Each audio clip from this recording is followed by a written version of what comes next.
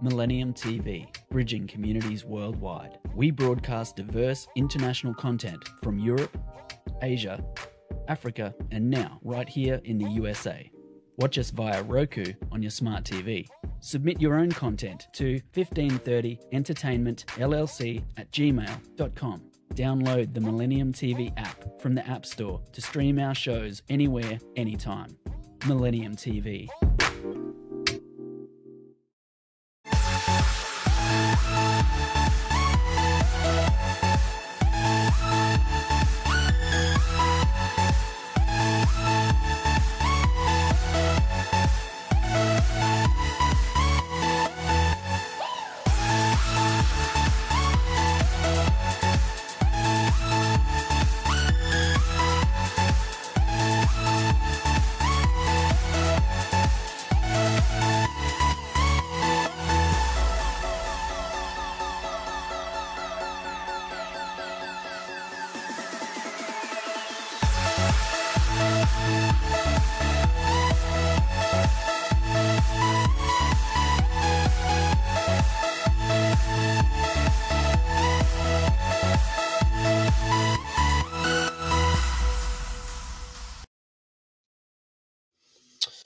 Hello and welcome to Global News of Millennium TV 24/7.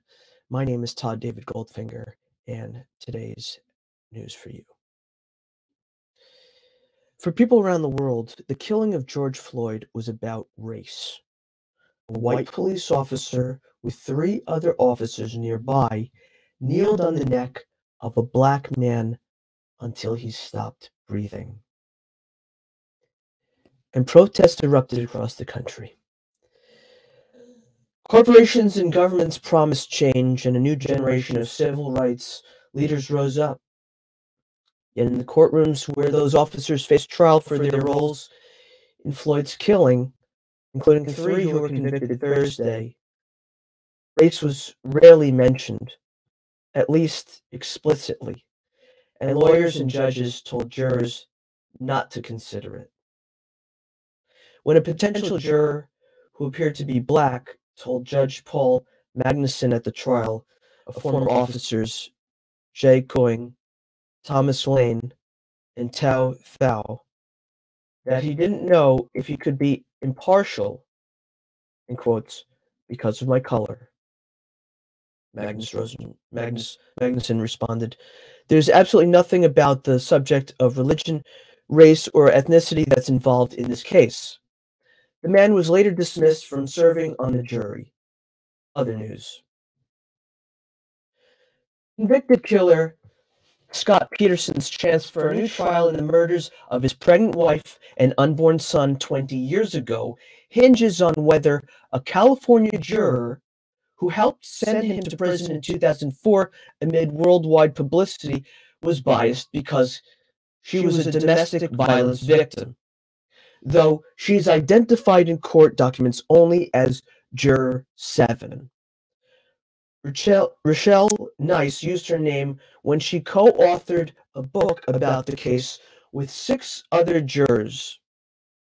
During the trial, her dyed red hair made her unrecognizable and earned her the nickname Strawberry Shortcake. She's expected to testify Friday under a grant of immunity from prosecution. Her appearance will come at the start of a week-long hearing centered on whether she lied about her history with domestic violence to get on a jury so she could vote to convict Peterson. "This hearing is critical," said Pat Harris, one of Peterson's attorneys. Quotes, "This is his chance to show that she did commit misconduct and to have the whole thing thrown out." End quotes.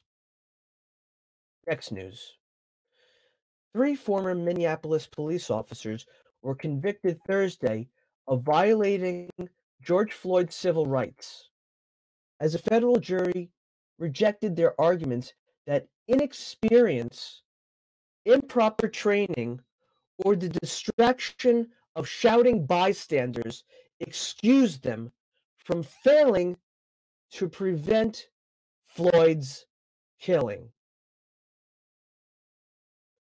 Tao Thao, J. Alexander Going, and Thomas Lane were convicted of depriving Floyd of his right to medical care as the 46-year-old black man was pinned under fellow officer Derek Chauvin's knee for 9.5 minutes while handcuffed, face down on the street. On May 25th, 2020, Coing knelt on Floyd's back, Lane held his legs, and Tao kept bystanders back. Thao and Coing were also convicted of failing to intervene to stop Chauvin in the videotaped killing that sparked protests in Minneapolis and around the globe as part of a reckoning over racial injustice. Next news. A retired police SWAT commander testified Thursday that he fatally shot a man in a movie theater 8 years ago during an argument sparked by cell phone usage and escalated by a thrown popcorn bag because he feared he was about to be attacked by an out-of-control person who looked like a monster. End quotes. Curtis Reeves, a 79-year-old former Tampa police captain, said he shot 43-year-old Chad Alson on January 3rd, 2014, because the younger, fitter man was cursing at him and about to attack him because he had complained about Alson's cell phone use during previews. Testifying in Pasco County, north of Tampa, Reeves said he fired his .380 handgun because he believed he had no other choice, saying his seated position, his then 71 years, and his poor health made it impossible to defend himself. Said something hit him in the face. He believes it was Olson's cell phone. Prosecutors say video shows Olson grabbed Reeves' popcorn bag from his lap and tossed it at him. We're going to take a short break from the daily English news of Millennium TV 24/7 Global News Network. Thank you and stay tuned. Millennium TV, bridging communities worldwide. We broadcast diverse international content from Europe, Asia, Africa, and now right here in the USA. Watch us via Roku on your smart TV. Submit your own content to 1530entertainmentllc@gmail.com. Download the Millennium TV app from the App Store to stream our shows anywhere, anytime. Millennium TV.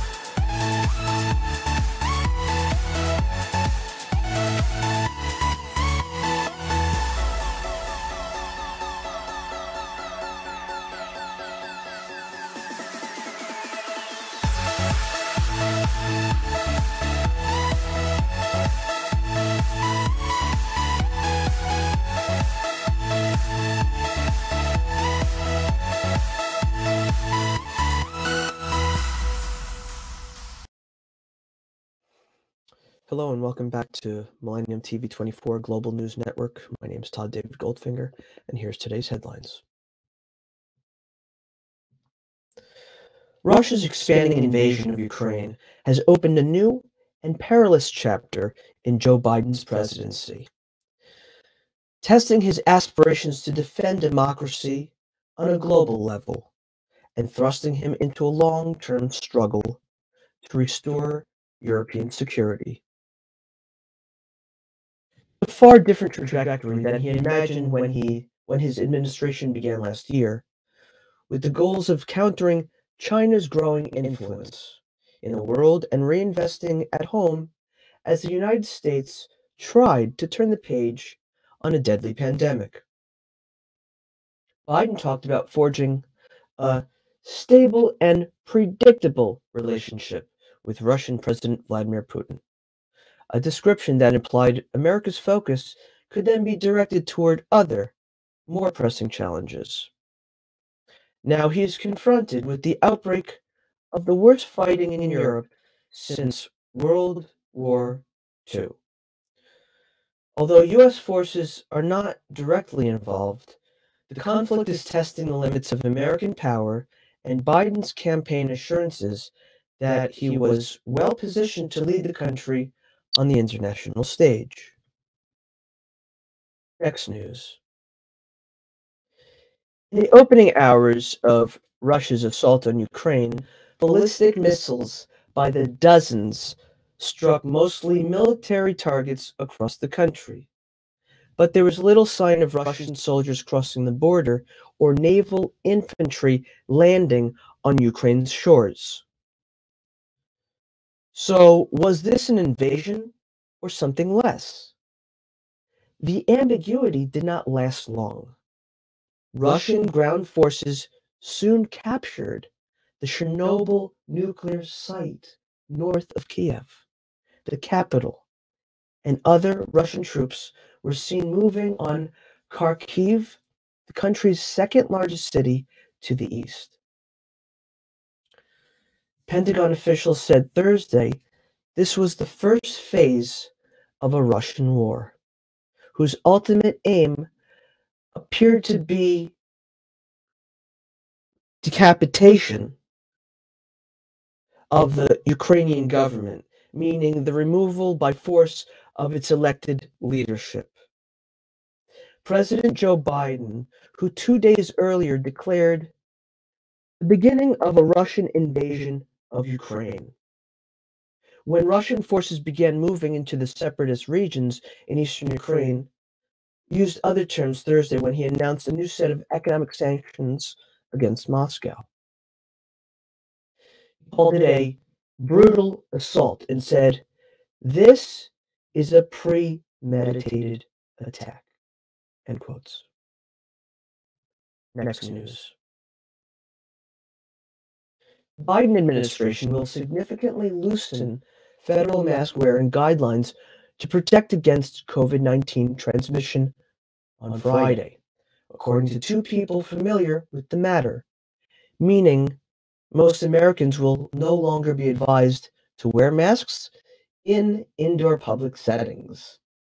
The Centers for Disease Control and Prevention on Friday will announce a change to the metrics it uses to determine whether to recommend face coverings, shifting from looking at COVID-19 case counts to a more holistic view of risk from the coronavirus to a community. Under current guidelines, masks are recommended for people residing in communities of substantial or high transmission. Roughly 95% of U.S. counties, according to the latest data. The new metrics will still consider caseloads, but also take into account hospitalizations and local hospital capacity, which have been markedly improved during the emergence of the Omicron variant. That strain is highly transmissible, but indications are that it is less severe than earlier strains, particularly for people who are fully vaccinated and boosted. Under the new guidelines, the vast majority of Americans will no longer live in areas where indoor masking in public is recommended, based on current data. Next news. U.S. President Joe Biden hit Russia with some of the broadest and toughest financial penalties that the world's biggest economy can muster on Thursday, hours after President Vladimir Putin launched his military invasion of Ukraine. The U.S. sanctions and penalties announced so far appear to spare Putin himself from sanctions. They also forego an option long cited as one of the toughest possible by holding off from banning Russia from the SWIFT financial system that moves money around the world. Biden cited concerns by European allies, but the steps the United States took Thursday are powerful ones regardless, aimed at crippling Russia's financial system, its elites, and any hopes Russia has of economic growth. Here's a look at the retaliatory financial steps the U.S. announced for Russia's biggest state-owned banks and businesses, its industry, its economy, and some of its most powerful people, as well as key measures that the U.S. is still holding off on. We're going to take a short break from the daily English news of Millennium TV News Global Network 24/7. Please stay with us. Thank you. Millennium TV, bridging communities worldwide. We broadcast diverse international content from Europe, Asia, Africa, and now right here in the USA. Watch us via Roku on your smart TV. Submit your own content to 1530entertainmentllc@gmail.com. Download the Millennium TV app from the App Store to stream our shows anywhere, anytime. Millennium TV.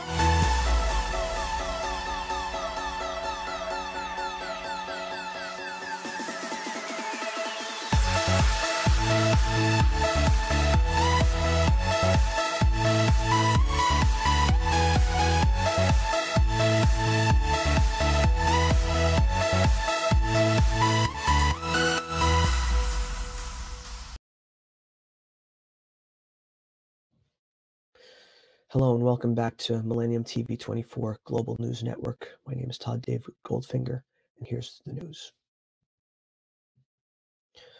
Russia pressed its invasion of Ukraine to the outskirts of the capital Friday after unleashing airstrikes on cities and military bases and sending in troops and tanks from three sides in an attack that could rewrite the global post-Cold War security order. Explosions sounded before dawn in Kiev as Western leaders scheduled an emergency meeting, and Ukraine's president pleaded for international help. The nature of the explosions was not immediately clear, but the blast came amid signs that the capital and the largest Ukrainian city was increasingly threatened following a day of fighting that left more than 100 Ukrainians dead. Ukrainian President Volodymyr Zelensky said the government had information that subversive groups were encroaching on the city, and U.S. Secretary of State Antony Blinken said Kiev could well be under siege. In what U.S. officials believe is a brazen attempt by Russian President Vladimir Putin to dismantle the government and replace it with his own regime. Next news. It has been a long time since the threat of using nuclear weapons has been brandished so openly by a world leader. But Vladimir Putin has just done it, warning in a speech that he has the weapons available if anyone dares to, by military means, try to stop Russia's takeover of Ukraine. The threat may have been empty, a mere baring of fangs by the Russian president, but it was noticed. It kindled visions of a nightmarish outcome in which Putin's ambitions in Ukraine could lead to a nuclear war through accident or miscalculation. In quotes, as for military affairs, even after the dissolution of the USSR and losing a considerable part of its capabilities, today's Russia remains one of the most powerful nuclear states, end quote, Putin said in his pre-invasion address early Thursday. In quotes. Moreover, it has a certain advantage in several cutting-edge weapons.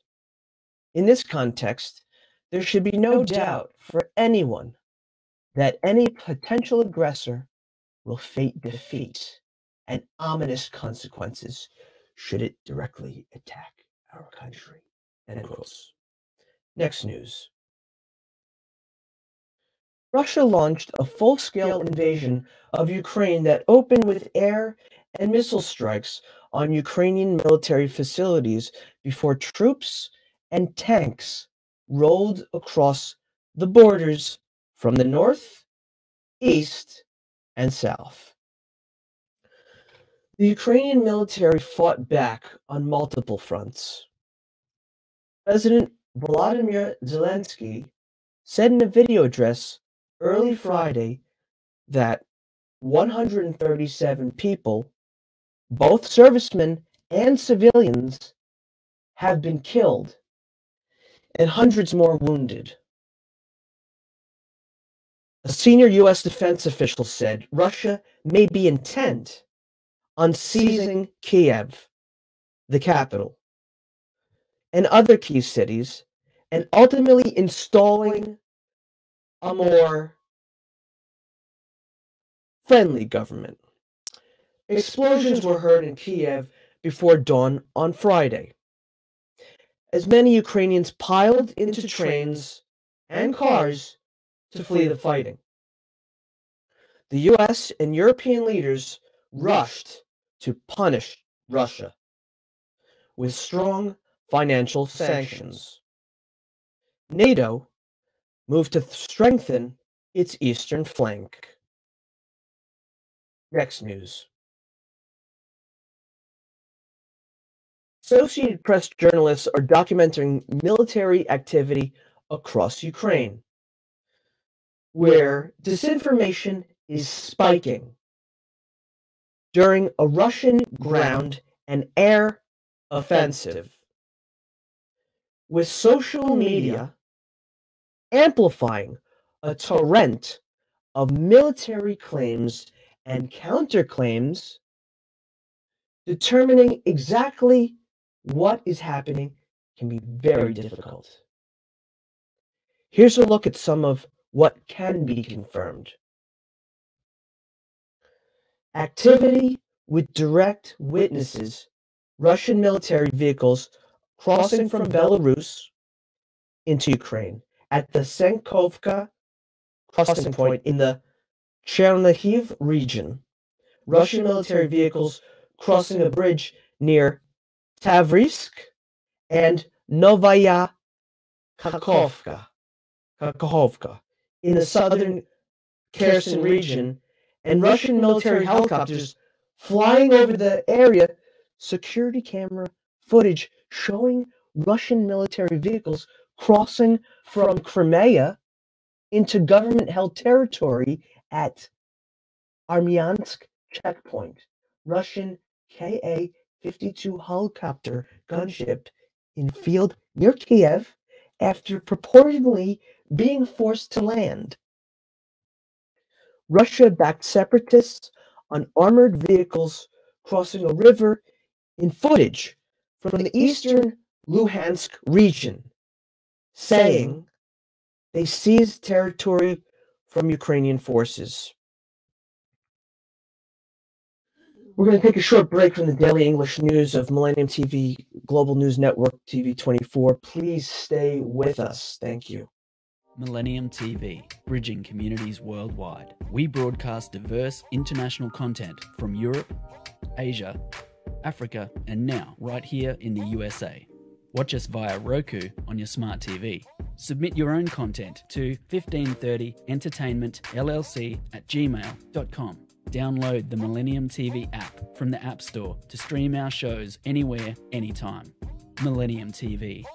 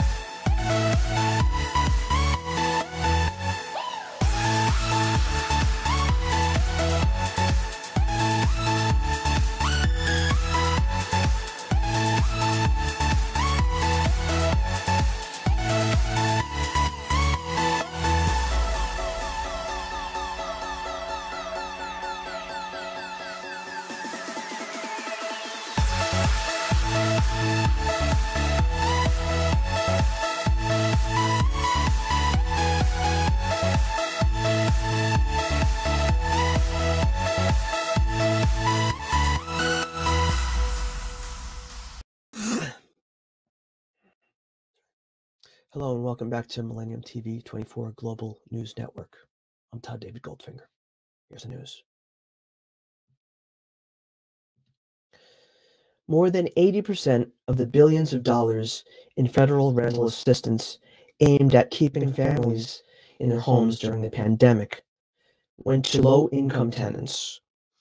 The Treasury Department said Thursday. It also concluded that the largest percentage of tenants receiving pandemic aid were Black, followed by households. In the fourth quarter of 2021, Treasury found that more than 40% of tenants getting help were Black, and two-thirds of recipients were female-headed households. The data was consistent with what Treasury saw throughout the year. In quotes. This is money that flows from Treasury to every state and territory in the country. And we really have seen a real focus on delivering these dollars, end quote, said Noel Andres Pollo, the Deputy Assistant Secretary for Community Economic Development at Treasury. Quotes. It has been encouraging from my point of view to see states that are very diverse and to see these agencies lean into something really hard. It was really tough to stand up these programs. This data reflects where the need was. End quote. Next news. Gary Peters spent 7 years camping outside a Denver golf course to avoid sleeping in a public shelter, until last summer when he moved into a new homeless community where he's been given his own ice fishing tent featuring electrical outlets, a cot, and a 0-degree rated sleeping bag. The 75-year-old is among the benefactors of Denver's nearly $4 million investment aimed at providing homeless people with safe outdoor spaces as an alternative to public shelters, which may have chosen to avoid due to safety concerns or restrictive rules, including curfews and bans on pets. The need for alternatives to shelters increased during the pandemic as more people moved outdoors due to concerns over the risk of COVID-19 transmission in such indoor facilities. In quotes, I'd rather freeze than spend the night in a shelter, Peters said, noting the threat of theft or assault in traditional shelter facilities. Next news. One Republican in the Arizona House defected from a united GOP front on Thursday to defeat a measure that would have banned manufacturing or prescribing medication that would cause an abortion. The bill that unexpectedly failed would have eliminated the choice used by half of the people who have abortions in the state, leaving a surgical procedure as the only option. In quotes. Members, I am about as pro-life as they come, end quote. Representative Michelle Udall of Mesa said as she joined all Democrats in voting against the measure. However, in my research of some of these medications, they are used for other purposes as well. They're using for women who have had a miscarriage. They're also used to treat Cushing syndrome, and they have other uses, end quote, she said. And so to criminalize making these medications and using them will hurt other people, end quote. Republicans control 31 of 60 seats in the House. And the loss of any one means a bill can't get the needed 31 votes to pass if Democrats are united in opposition. The state has some of the most restrictive abortion laws in the nation. And Republicans in Arizona routinely enact bills targeting the procedure. X News. Florida Governor Ron DeSantis and State Surgeon General Joseph Ladapo on Thursday announced new coronavirus policy recommendations that discourage mask wearing and push physicians to use off-label medications to treat the virus. The guidance, titled Buck the CDC, is the Republican governor's last break with federal officials over COVID-19 rules, a feud that has boosted his prominence in the GOP as he eyes a 2024 presidential bid. People want to live freely in Florida without corporate masking creating a two-tier society and without overbearing isolation for children, DeSantis said in a statement. We are empowering healthcare practitioners to follow science, not Dr. Fauci's status quo, end quote. The announcement came a day before President Joe Biden's administration is expected to significantly loosen federal mask-wearing guidelines, according to two people familiar with the change. People spoke on the condition of anonymity to preview the U.S. Centers for Disease Control and Prevention's action before the announcement. This has been the Global News Update of Millennium TV News 24/7. My name is Todd David Goldfinger. Log in to get the latest news, our social networking sites, Facebook, Twitter, Instagram, TikTok. On TikTok, we're Millennium News 24. All our YouTube channels. Our YouTube channel is News Channel M24. Viewers, now both on network broadcasting, Android and iOS devices, Apple TV, Roku TV, Amazon TV, Amazon Fire TV, also all smart TVs, all smart TV platforms. Please enjoy our entertainment and latest news and views. Our Millennium TV apps, Millennium TV USA on Android, Millennium News Google, www.millenniumnews24.com. Stay with Millennium News 24. Thank you for watching. My name's Todd David Goldfinger, and I wish you a pleasant tomorrow. Take care.